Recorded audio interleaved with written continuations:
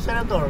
Hello mga kaibigan, nandito na naman kami sa Skyway 3. Parto na ito mga kapatid sa aking vlog.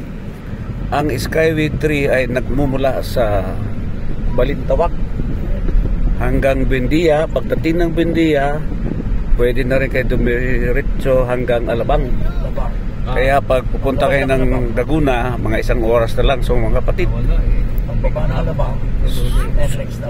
subukan yung mag Skyway 3. Ito ay nabuksan ng panahon na Tatay Digong Duterte.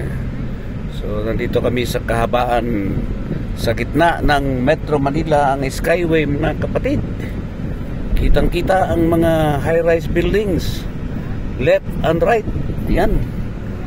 So kung gusto nyong matunghayan at makita ang magagandang tanawin sa Metro Manila, mag Skyway 3 na mga kapatid.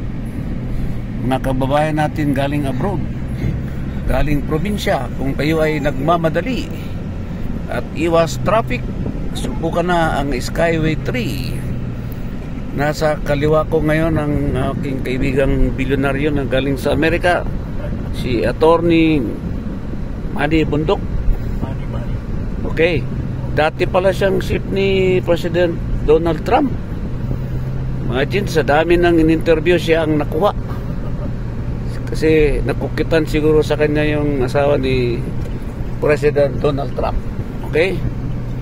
Nasa likod ng aking mga kasama, papunta kami sa Hot Spring, Laguna para mag-enjoy at doon mag-spend ng weekend sa Holy Week. Yan.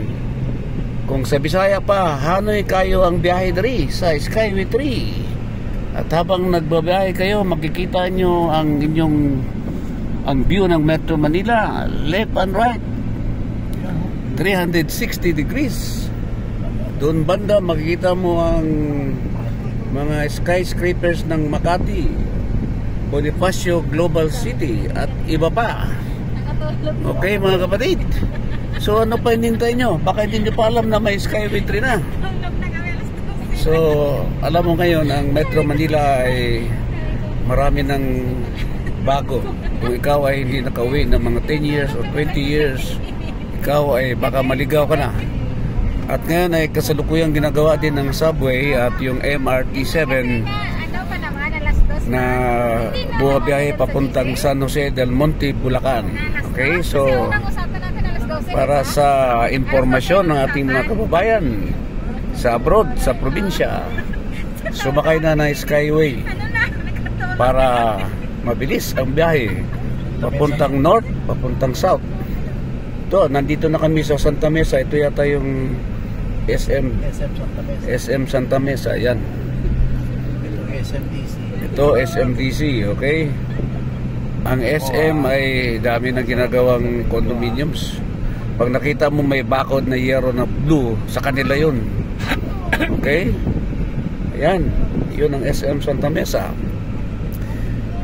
Mula sa Balintawak hanggang Buendia, mga 10 to 15 minutes lang ang biyahe mga kapatid.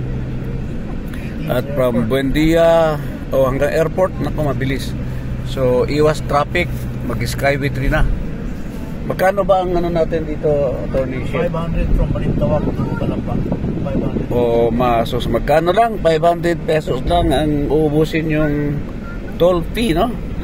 Tipid ka sa gas. O, tipid sa gas. Tingnan nyo ang view, ang ganda, oh. Ito ang Maynila ngayon, Metro Manila ngayon, ano? 500 pesos mula sa Balintawak hanggang Calamba exit ang inyong gagastusin. Makakatipid kayo sa gasolina dahil mas mabilis ang biyahe. Kalahat. Oo, 2 oras ang tipid, sabi ng aking kaibigang ship ni Donald Trump. Ibang level ito. Siya ang may-ari ng resort na pupuntahan namin, Hot Spring Resort sa Calamba, no? Sa Pansod, Laguna.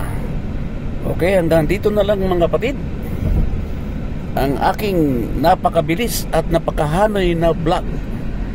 To si King Prince para sa Travel 369. Manood, mag-subscribe, mag-share para updated sa mga nangyayari, sa mga pasyalan, sa mga pagkain. Travel 369 na po mga kapatid. Maraming salamat po. God bless us all. To God be the glory. God is good.